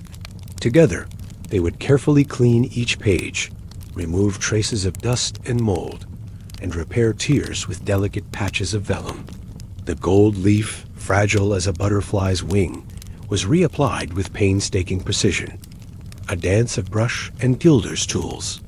The room was filled with the soft sounds of their labor, the rustle of parchment, the gentle tapping of tools, the whispered prayers for guidance and preservation. Outside, the abbey's daily rhythm continued with gentle steadiness. The candle boy moved silently through the halls, carrying his bundles of wax, lighting lamps that flickered softly in the morning and evening shadows. The monks chanted their offices, their voices weaving through the cold air like a soft, sacred thread. A contrast between the humble tasks and the abbot's quiet obsession with precious manuscripts created a subtle tension within the walls, a reminder of the delicate balance between devotion and earthly concerns. On rare occasions, the abbot would allow a select few monks to view the manuscripts, guiding their fingers over the gold and ink, encouraging them to see beyond the words to the beauty that carried the spirit of their faith. These moments were gentle acts of sharing, invitations to connect with a legacy that transcended time. The monks, often surprised by the richness and depth of the art, would whisper their gratitude and wonder. For some, it was a revelation, a spark that deepened their own devotion. Yet, the abbot's fascination was not without its risks. The precious materials attracted unwanted attention, and rumors of the abbey's treasures began to circulate beyond the cloister walls. There were whispers of theft and intrigue, of greedy eyes coveting the gold and pigments. The abbot took measures to protect the manuscripts, reinforcing locks and restricting access.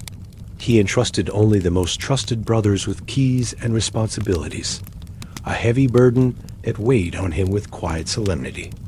One evening, as the abbey settled into its nightly quiet, the abbot found himself alone in his chamber, the psalter open before him. The flickering candlelight danced across the gilded pages, casting ethereal patterns on the stone walls. He traced a finger over an illuminated angel, its wings shimmering with gold and lapis lazuli. In that moment, he felt a deep connection, not only to the past, but to the future, to all who would one day gaze upon these pages. It was a fragile thread of continuity, a silent promise that the light of faith and beauty would endure. The abbey's walls, ancient and steadfast, seemed to hold their breath in the stillness. Outside, the cold mist curled through the trees, wrapping the grounds in a soft, gray veil. Inside, the abbot's thoughts wandered to the many generations who had come before, to the unknown artists and scribes whose hands had shaped these luminous works. He imagined their quiet prayers, their hopes, their devotion, and felt humbled by the weight of their legacy. This life of quiet contemplation and careful stewardship was a world apart from the bustle of nearby villages and towns. The abbey was a haven of silence and reflection, a place where time moved slowly, measured by the turning of pages and the lighting of candles. Yet, within this stillness, the abbot's heart beat with a fierce and tender passion, a devotion to preserving not just faith, but the beauty that made faith visible. The ongoing debates and challenges within the abbey were reminders that even sacred spaces were not immune to earthly struggles.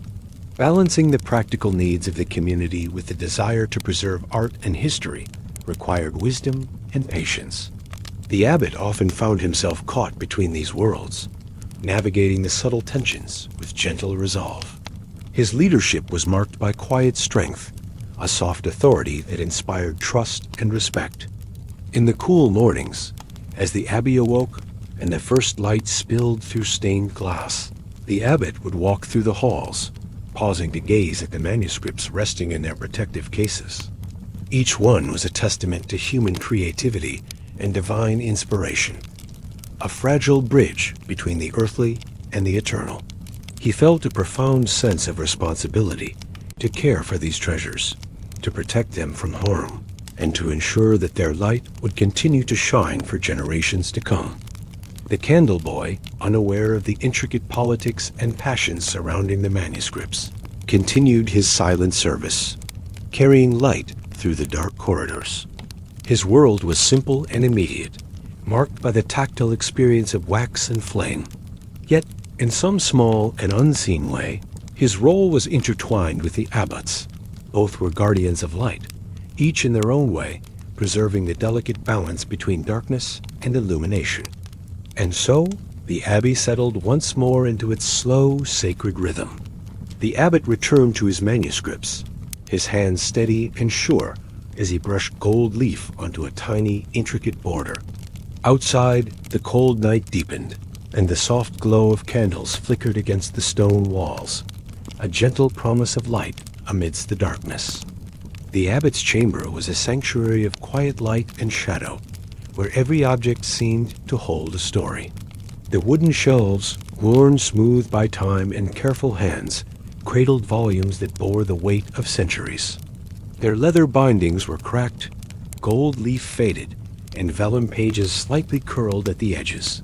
Yet within them lay treasures that transcended the physical, the prayers, the wisdom, and the artistry of generations.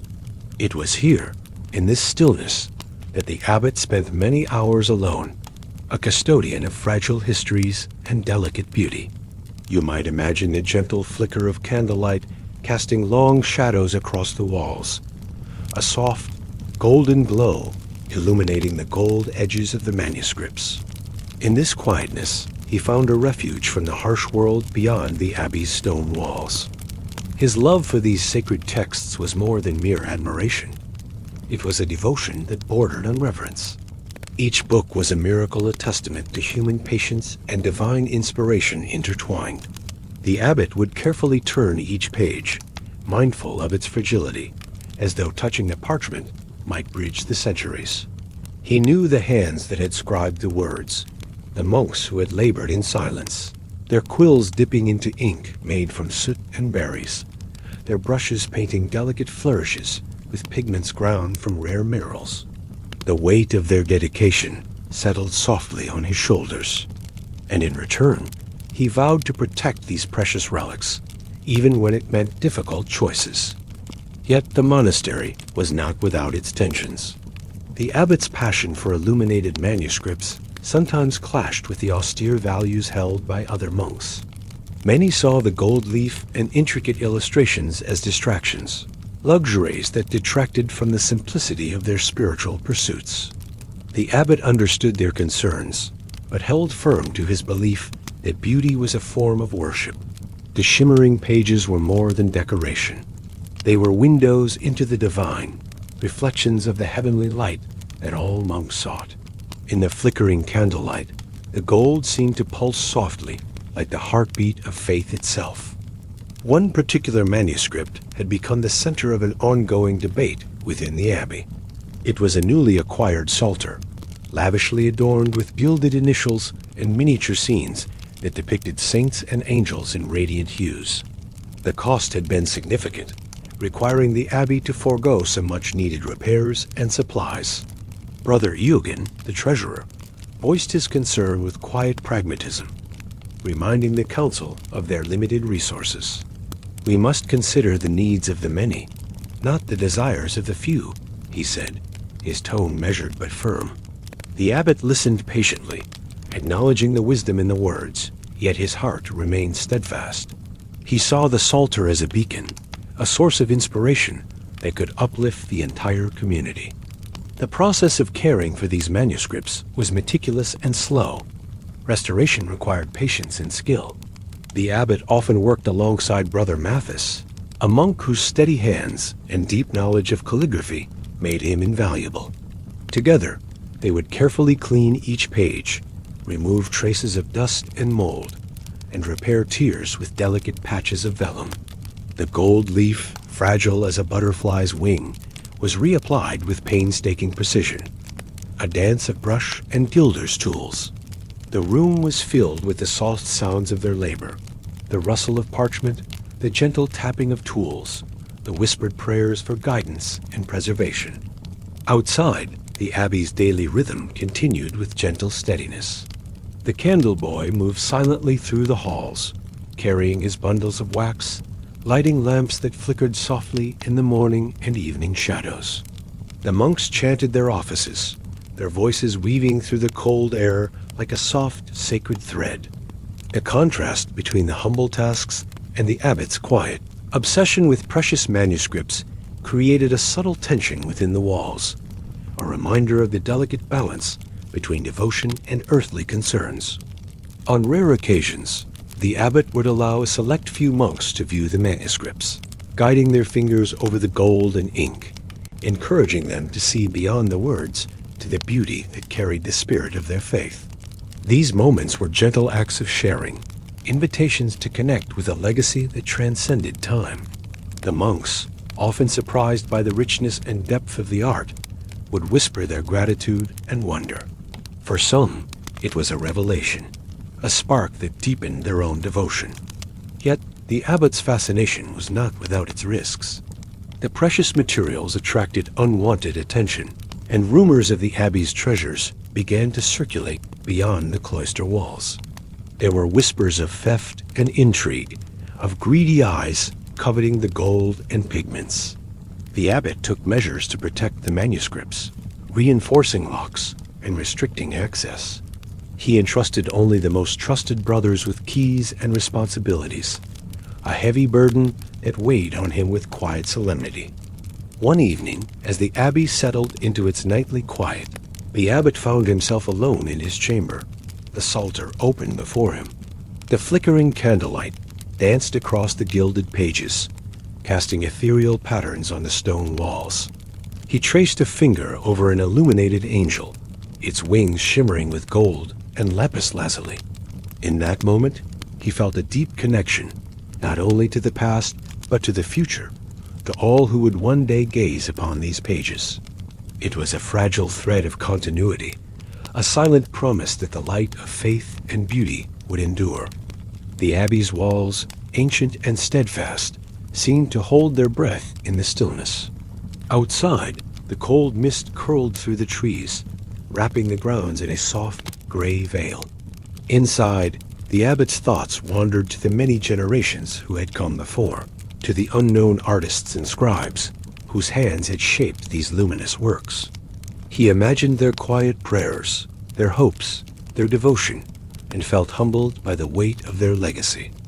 This life of quiet contemplation and careful stewardship was a world apart from the bustle of nearby villages and towns. The abbey was a haven of silence and reflection, a place where time moved slowly, measured by the turning of pages and the lighting of candles. Yet, within this stillness, the abbot's heart beat with a fierce and tender passion, a devotion to preserving not just faith, but the beauty that made faith visible. The ongoing debates and challenges within the abbey were reminders that even sacred spaces were not immune to earthly struggles. Balancing the practical needs of the community with the desire to preserve art and history required wisdom and patience. The abbot often found himself caught between these worlds, navigating the subtle tensions with gentle resolve. His leadership was marked by quiet strength, a soft authority that inspired trust and respect. In the cool mornings, as the abbey awoke and the first light spilled through stained glass, the abbot would walk through the halls, pausing to gaze at the manuscripts resting in their protective cases. Each one was a testament to human creativity and divine inspiration, a fragile bridge between the earthly and the eternal. He felt a profound sense of responsibility to care for these treasures, to protect them from harm, and to ensure that their light would continue to shine for generations to come. The candle boy, unaware of the intricate politics and passions surrounding the manuscripts, continued his silent service, carrying light through the dark corridors. His world was simple and immediate, marked by the tactile experience of wax and flame. Yet, in some small and unseen way, his role was intertwined with the abbots. Both were guardians of light, each in their own way, preserving the delicate balance between darkness and illumination. And so, the abbey settled once more into its slow, sacred rhythm. The abbot returned to his manuscripts, his hands steady and sure as he brushed gold leaf onto a tiny, intricate border. Outside, the cold night deepened, and the soft glow of candles flickered against the stone walls, a gentle promise of light amidst the darkness. In the quiet heart of the monastery, where shadows pooled and softened the edges of time, the abbot moved with a calm deliberation that seemed to slow the very air around him. His chamber, nestled high in the stone walls, was a sanctuary of stillness and reverence, where the scent of old parchment and beeswax lingered like a gentle memory. Here, surrounded by countless manuscripts gilded with gold leaf, he presided over a world that few beyond the abbey walls could truly comprehend, a world of whispered debates, careful restorations, and the weighty burden of stewardship. It was a life marked by contrasts. The austerity of monastic vows balanced against the delicate splendor of illuminated texts, the quiet solitude of prayer juxtaposed with the constant demands of leadership. The abbot's fascination with these manuscripts was not mere admiration for their beauty. It was a deep, almost sacred connection to the generations who had painstakingly crafted each page. Each brushstroke of gold, each delicate swirl of ink, was a testament to human devotion, a physical manifestation of faith rendered in the shimmering language of light. He often found himself tracing the edges of a miniature angel or the gilded margins of a song, marveling at the patience and skill that had given birth to such wonders. In these moments, the world beyond the abbey faded away, leaving only the quiet glow of the past and the steady rhythm of his own breath. Yet, this life of beauty and contemplation was shadowed by the practical realities of maintaining such treasures. Gold leaf was a precious and fragile thing, costly beyond measure, and its presence on the pages was a reminder of the monastery's complex relationship with material wealth. The abbot was acutely aware of the tensions this created within the community. Some monks saw the manuscripts as distractions from their spiritual duties, symbols of vanity that risked drawing them away from the humble life they had vowed to lead. Others, like the abbot himself, believed that the splendor of these texts could inspire deeper devotion and serve as a bridge between the earthly and the divine. Careful decisions had to be made, balancing the needs of the many against the desires of the few. The abbot often found himself at the center of quiet disputes over resources debates about whether to invest in repairing the ancient library roof or commissioning new illuminations, whether to allocate funds for the production of costly manuscripts or for the upkeep of the abbey's gardens and kitchens. These were not easy choices, and the abbot carried the weight of them with a solemn grace, knowing that each decision shaped the future of the community he served. One evening, as the abbey settled into its familiar silence, the abbot sat by the low glow of a candle, the psalter open before him. The gold leaf shimmered softly in the flickering light, casting dancing reflections onto the stone walls. He reached for a thin brush and carefully applied a fresh layer of adhesive, preparing a delicate patch of gold to be laid onto the worn page. The act was slow and deliberate, a ritual of care that required steady hands and a focused mind. As he worked, his thoughts drifted to the many monks who had come before him, those silent artists and scribes whose labor had created this legacy of light. Outside his chamber, the monastery's daily rhythm continued, steady and unchanging.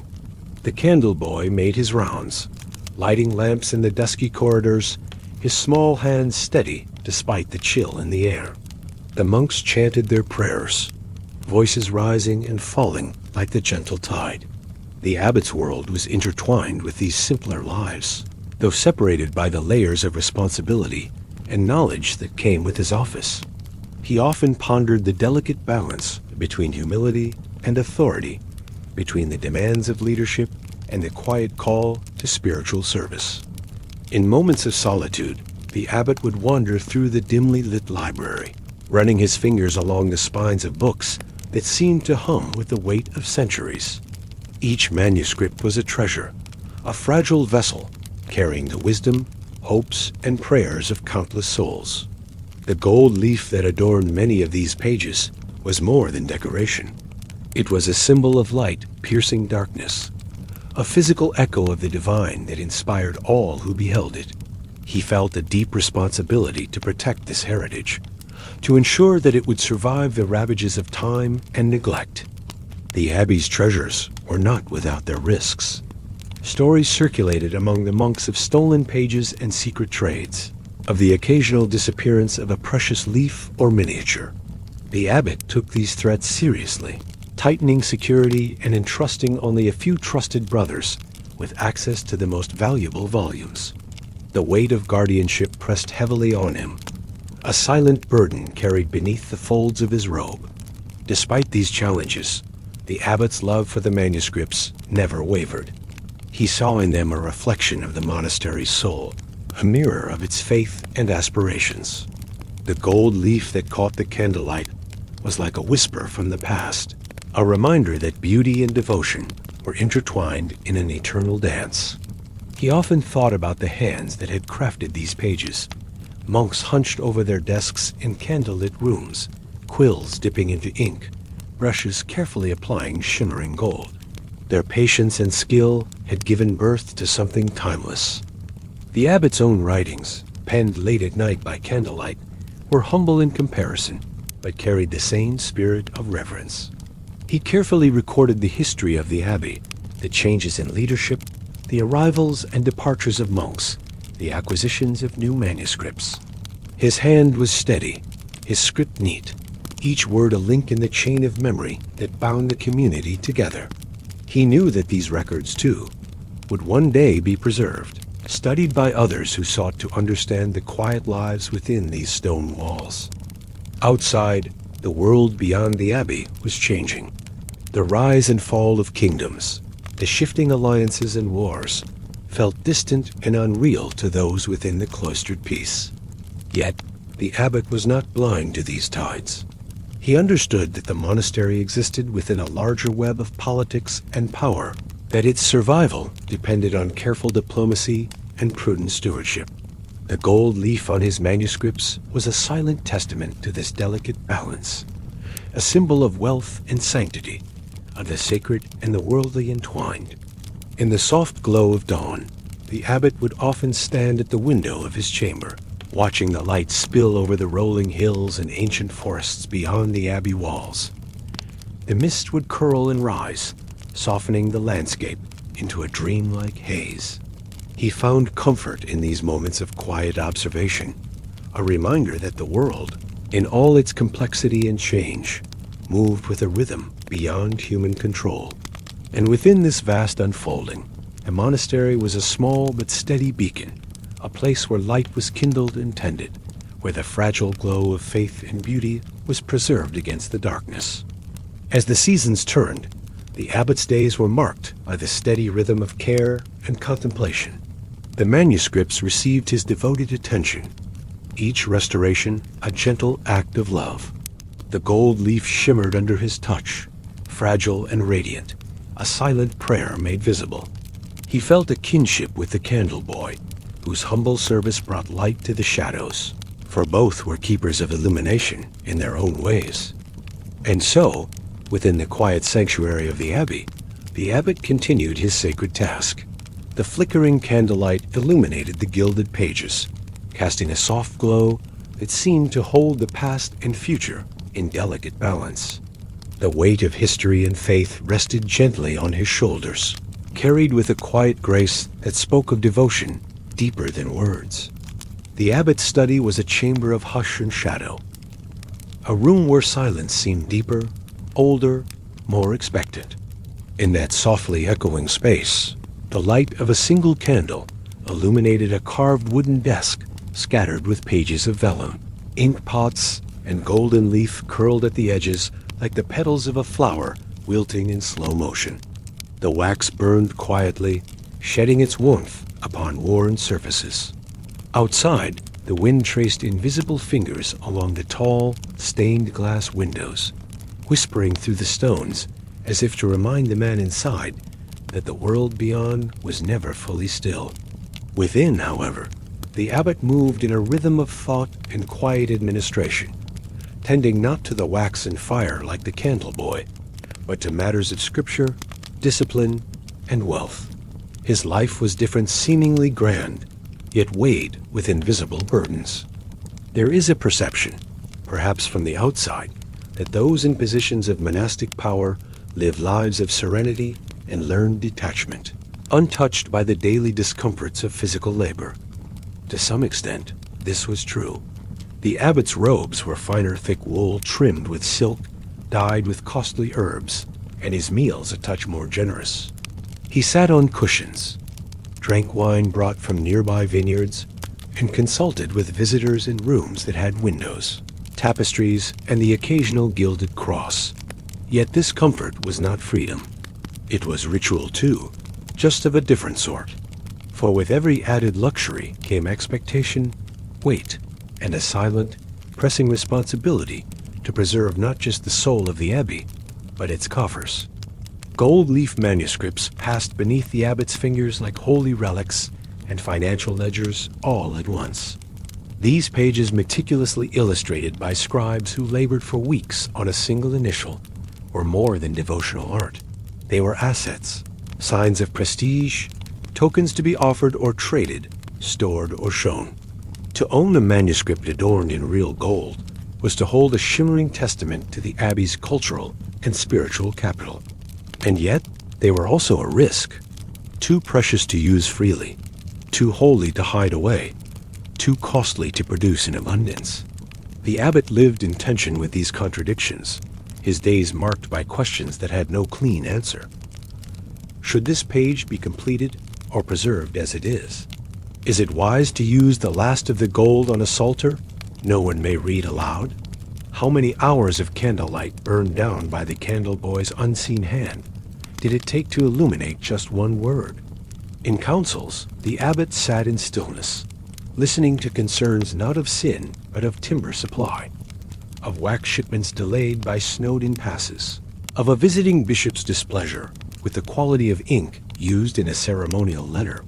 His authority rested not in loud commands, but in the subtle tilt of his head, the timing of a sigh, the way he held a silence just long enough to say what words could not.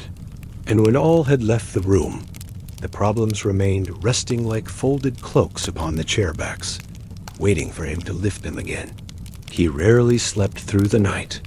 The soft rustle of robes after midnight was often not the sleepwalking scribe, but the abbot himself, pacing the stone floor in thought, in prayer, in worry. From time to time, visitors from noble houses would arrive, some with promises of donation, others with complaints disguised as curiosity. They would ask to see the abbey's famed library, to inspect the reliquary, to walk in the cloister garden while discussing land rights or a nephew's troubled calling. The abbot received them graciously, his words like wool soft, warm, and full of subtle strength. But afterward, in the privacy of his study, he would sit for long moments in silence, his hands resting on the arms of his chair, eyes not on scripture, but on the shadows that flickered with each quiet breath of wind. He knew the fine line between stewardship and politics, between devotion and survival. And still, amid all of this, the abbot found moments of deep personal contemplation. Alone in the chapel at dawn, long before the bells called the monks to prayer, he would kneel before the altar, the candlelight catching in the gold threads of his robe. His prayers were not always for guidance. Sometimes they were for stillness. Sometimes they were for the strength to continue without answers. Sometimes they were confessions, not of sin, but of fatigue. He carried the weight of the abbey in silence, and like the candle boy, he bore his burdens, though his were not of wax, but of decision, of consequence, of memory. In these hours, the abbot remembered the beginning. He had once been a candle boy to his hand small, his heart full of awe for the great stone walls and the soft chants rising into them. He had once burned his fingers trying to keep the flame alive, once tripped on steps in the dark, once lost track of which candle had gone out and been scolded kindly for the mistake. Those memories returned to him not with shame, but with a kind of longing for the simplicity of duty before the complexity of leadership took hold. There was a sadness in those recollections, but also peace, a quiet reminder that his path had been long and lit by many small flames. He kept, in a drawer near his desk, a wax seal once given to him by the prior who had mentored him. It was simple, marked only with the sign of the abbey's founding cross, and its surface had long since dulled with use. He rarely used it now. There were finer, more official tools, but he kept it close, like a relic of his own private history. In the depths of winter, when snow piled along the eaves and the days passed in muffled stillness, he would sometimes take it out, turn it in his fingers, and think of the hands that had once held it before him. What burdens had they borne? What silent sacrifices had they made that would never be written into any manuscript? And so, while the world saw only the smooth tapestries, the polished crosses, the glimmering texts in quiet authority, beneath it all was a man not so different from the novices he guided. The abbot's days were shaped not only by liturgical order, but by the unseen web of choices. Every wax stick tallied, every illuminated page measured, every candle's flame flickering with significance. The burdens of the elite were not always visible, but they pressed deeply into the soul. He watched the candle boy often, though not intrusively. He knew the steps, the pace, the small accidents. Sometimes he left a second pair of gloves folded on the bench near the vestry, not asking questions if they disappeared by morning. Occasionally, a tray of bread and cheese was left warming near the fire, not for himself. In such ways, the abbot gave back what little he could not in gold or words, but in quiet gestures that asked for no gratitude. He understood better than most that some services went unrecognized because they were done in the dark, done by small hands, done with no expectation of reward. And he knew, with the humility that only solitude teaches, that the abbey stood because of these unseen labors, because of the boy who lit the flame before the first bell sounded. The candlelight flickered still, dancing gently against the window panes, casting shapes like old saints on the wall. The wind passed through the high arches with a sigh, as if it too carried memory in its breath. And somewhere beyond the stone walls, dawn began to stir, brushing the sky with a pale, soft light that touched everything in its time: the fields, the trees, the roof of the abbey, and at last the quiet steps of the candle boy carrying the first light of the new day. The monastery, in all its stone weight and layered silence, fades now into the soft memory of flickering light. The final pages of this story close not with ceremony or finality, but with the quietness of a candle burning low, its wax pooled, its flame bending slightly in the unseen breath of dawn. If you listen closely, you can still hear it. The distant ringing of bells marking one last hour, the rustle of robes against stone, the gentle scrape of a wooden door settling into its frame. The world we've wandered through together was not one of great battles or thundering change, but of quiet service, of repetition, of lives lived in the tender spaces between light and shadow. To be a candle boy was to be small in a world that demanded silence, obedience, and endurance.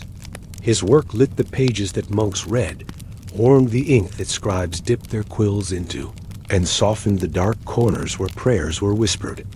But it also lit something else, something quieter. A sense of duty unadorned by recognition.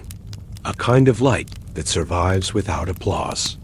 His wax-burned fingers held the rhythm of a place that believed, above all, in time. Time for prayer, time for penance, time for stillness.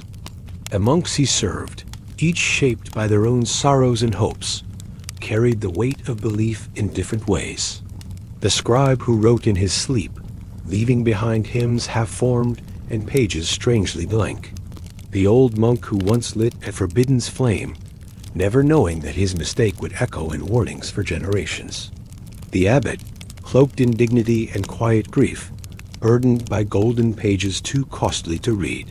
Each life braided into the others, like cords in a rope, no part whole without the rest.